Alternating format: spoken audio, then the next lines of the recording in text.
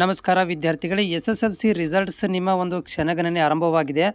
ಎಲ್ಲ ಒಂದು ನಿಮ್ಮ ಪೇಪರ್ ವ್ಯಾಲ್ಯೂಷನ್ಗಳು ಕಂಪ್ಲೀಟ್ ಆಗಿದೆ. ಇವಾಗ ಡಾಟಾ ಬೇಸ್ ಮೇಲೆ ತೊಗೊಳ್ಳೋಕ್ಕೆ ಒಂದು 2-3 ದಿನ ಕಾಲಾವಕಾಶ ತೊಗೊತಾರೆ. ಸೊ ಎಕ್ಸೆಪ್ಟೆಡ್ ಡೇಟ್ ಮಾಹಿತಿ ಈ ಒಂದು ಇಲಾಖೆ ಅಂದರೆ ಕರ್ನಾಟಕ ಬೋರ್ಡ್ ಇಲಾಖೆಯಿಂದ ಬಂದಿರುವಂಥ ಮಾಹಿತಿ ಪ್ರಕಾರ ಏನಂದರೆ ಮೇ 2ಕ್ಕೆ ನಿಮ್ಮ ರಿಸಲ್ಟ್ ಅನೌನ್ಸ್ಮೆಂಟ್ ಆಗುವಂಥ ಎಲ್ಲ ಸಾಧ್ಯತೆಗಳು ಇದ್ದಾವೆ. ಎಲ್ಲ ಒಂದು ಪೂರ್ವಭಾವಿ ತಯಾರಿಗಳನ್ನು ಕೂಡ ಮಾಡ್ಕೊತಾ ಇದ್ದಾರೆ. ಮೇ 2ಕ್ಕೆ ನಿಮ್ಮ ರಿಸಲ್ಟ್ ಆಲ್ಮೋಸ್ಟ್ ಅನೌನ್ಸ್ಮೆಂಟ್ ಆಗುವಂಥ ಸಾಧ್ಯತೆ ಇದೆ. ಆಮೇಲೆ ಈ ಒಂದು ವೆಬ್ಸೈಟಲ್ಲಿ ಏನು ಮಾಡ್ತಾರೆ ಅಂತಂದರೆ ನಿಮ್ಮಗಳಿಗೆ ರಿಸಲ್ಟ್ ಲಿಂಕನ್ನು ಕೂಡ ಅಪ್ಡೇಟ್ ಮಾಡ್ತಾರೆ. ಮೇ 2ಕ್ಕೆ ಆಲ್ಮೋಸ್ಟ್ ಎಲ್ಲ ಒಂದು ನ್ಯೂಸ್ ಪೇಪರ್ಗಳು ಆಗಿರ್ಬೋದು ಮತ್ತು ಪ್ರೈವೇಟ್ ಸೆಕ್ಟರ್ ಮೀಡಿಯಾಗಳು ಇರ್ಬೋದು, ಎಲ್ಲವೂ ಕೂಡ ಇನ್ಫಾರ್ಮೇಷನ್ ಕೊಡ್ತಾ ಇರೋದೇನೆಂದರೆ ಮೇ 2ಕ್ಕೆ ನಿಮ್ಮ ರಿಸಲ್ಟ್ ಅನೌನ್ಸ್ಮೆಂಟ್ ಆಗುತ್ತೆ ಅಂತಲೇ ಕೊಡ್ತಾ ಇದ್ದಾವೆ. ಜೊತೆಗೆ ಇಲಾಖೆಯಿಂದ ಕೂಡ ಕೇಳಿ ಬರ್ತಾ ಇರೋದು ಏನಂತಂದರೆ ಮೇ 2ನೇ ತಾರೀಕಿಗೆ ಈ ರಿಸಲ್ಟನ್ನು ನಿಮ್ಮ ಒಂದು SSLC ರಿಸಲ್ಟನ್ನು ಅನೌನ್ಸ್ಮೆಂಟ್ ಮಾಡ್ತೀವಿ ಅನ್ನೋದರಲ್ಲಿ ಕೂಡ ಹೇಳ್ತಾ ಇದ್ದಾರೆ. ಆಫಿಷಿಯಲಿ ಮೆಮೊರಂಡಮ್ ಒಂದು ಬಾಕಿ ಬರೋದಿದೆ, ಅದು ಕೂಡ ಬರ್ಬೋದು. ಒನ್ ಡೇ ಬಿಫೋರ್ ಅವರು ಅನೌನ್ಸ್ಮೆಂಟ್ ಮಾಡ್ತಾರೆ ಮೆಮೊರಂಡಮನ್ನು.